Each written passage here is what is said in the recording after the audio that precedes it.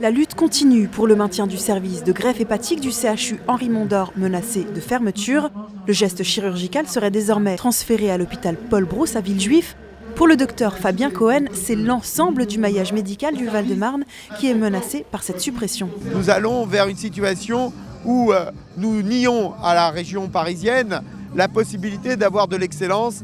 Et donc de ce fait, nous allons déstructurer pas seulement les hôpitaux, mais les facultés de médecine et les universités qui y sont attenantes.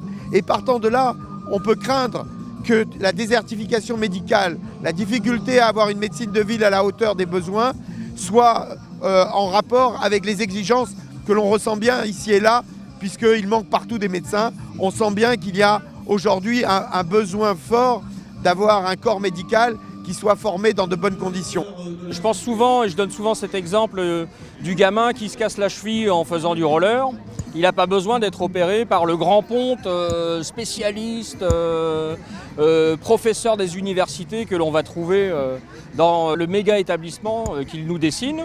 Il a besoin d'un chirurgien qui va lui faire une radio, qui va faire le diagnostic et qui va lui mettre 2 vis dans la cheville, au plus près de son domicile, au plus près de ses parents et si possible pour lui, dans la possibilité de quitter l'hôpital dès le jour même. Voilà ce qui est répondre aux besoins de la population, un maillage plus serré. Pour les élus départementaux, l'accès aux soins de qualité pour les Val-de-Marnais est directement remis en question. C'est effectivement le droit et l'accès à la santé, du droit à la santé dont il est question.